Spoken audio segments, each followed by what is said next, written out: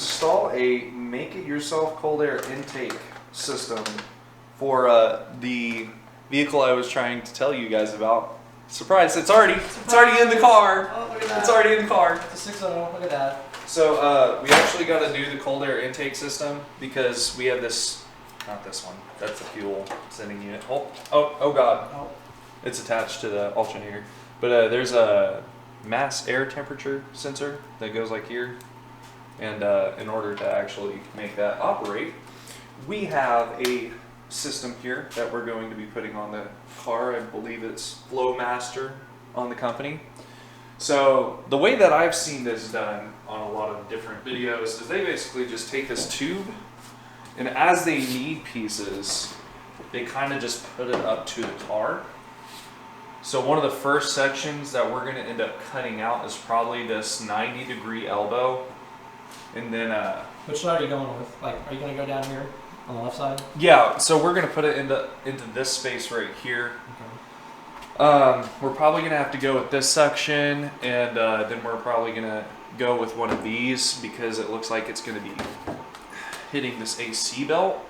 So we'll do the 90 just to get it to shoot over, and then we'll kind of create a bridge right there and adjust it as we go. But meanwhile, we'll start cutting these up into sections. You just cut right in between here. We're gonna figure out how to do that now, so we'll be with you in a bit. This is such a bad idea. I know it is, but you got it.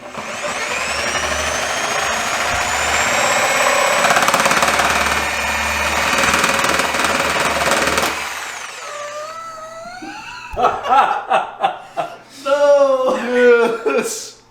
Oh my god. Oh, I mean, you cut into it, but how? What? Oh no. So, originally we were using the Sawzall, and the Sawzall was making me a little nervous.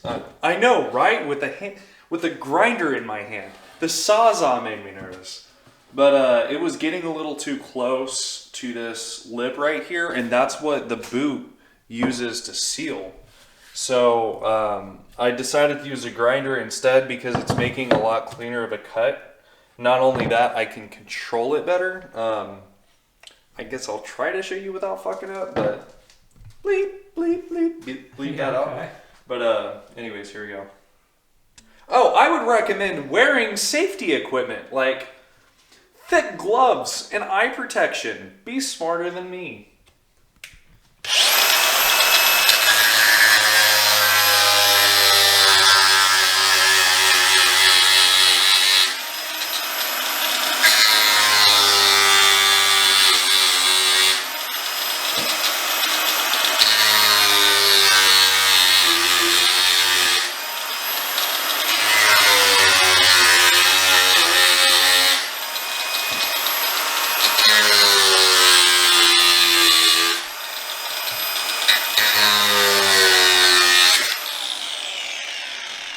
That's way better. That's way better. Look at that. There's hardly any burring on the side. Wow. And like the lip is just completely Clean cut. Clean cut. yeah, no. I like your cut, G. The grinder was a lot better. We used just a standard cutting blade that you would use to cut anything else. So we're gonna knock out some more cutting, kind of fit the pipes. Right now what we're thinking is we're just gonna do a 90-degree elbow. So it's gonna come off the pipe a little bit, and we're thinking that's what we're gonna go with, and then we'll probably do a small bend right here to shoot it directly over toward the side of the radiator. We'll be back with you once we have all the pieces cut and we're starting to assemble everything. Okay, so this is kind of how it's going to lay out. We have this going to the throttle body, and that's going to sit here. We have some straight boots going here and here. And then our final boot is going to go to the actual intake part itself. What is that? The breather, the air, Breather, yeah, the clean air cleaner. The air cleaner or something like that. So we're going to do that. We'll start with this. This slides on nice and easy. Oh, clumsy. The part that actually was difficult for me in battles to do Ooh. We actually might switch this up. So, because this is straight. This doesn't have any lip on it. Exactly. So if we put this here. You also got to think it's also going to be bent too, because it's going to be at a bend. Yeah, so if we do this here, it's going to provide a better seal. We'll stick this guy on there. This is like one of the hardest parts to do though, is trying to get this pipe in here. Even though it's 4" in diameter, it's not like it's a tight fit. They want to make sure it's not leaking. Yeah, So you don't want to lose air in this. Well, it's just stupid. And don't forget you got to tighten the Yeah. actual thing itself. So we'll have to bring the boot back here, but just so they can kind of get a view. Right. And then that'll be how it's going to be set out right there. We'll assemble all of this, and then once it's assembled, because I don't want to look like an idiot struggling to put these boots on, then we'll come back at you real quick. What do you think it's going to sound like? Something like this. Sound right? Oh, I mean, that's kind of funny. I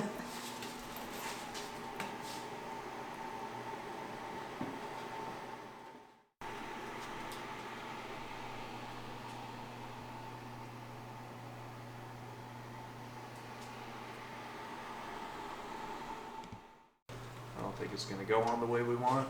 Nope. There it is. Oh, it's caught on the right side.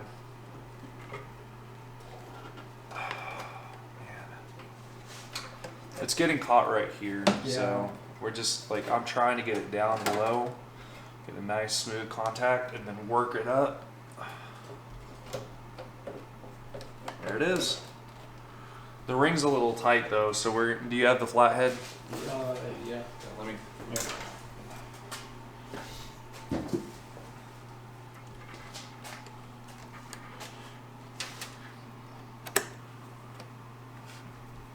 Still a little too tight. Oh, there it goes.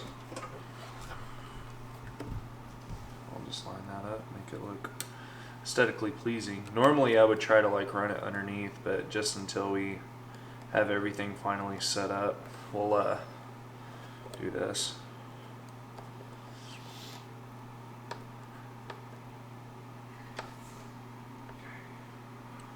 Should do it. Now all we'll need to do is the mass airflow temperature deal. That's what it says. It goes MAT. Yeah. So we'll find a place to put it there. Alright, we're going to try for the start. We're going to open the garage so we won't get gassed out again. Okay, it should be good. We're going to see what it sounds like. So once it starts, he's going to get out and he's going to rev it up. So let's go and start it. Let's just pray it works. It'll work.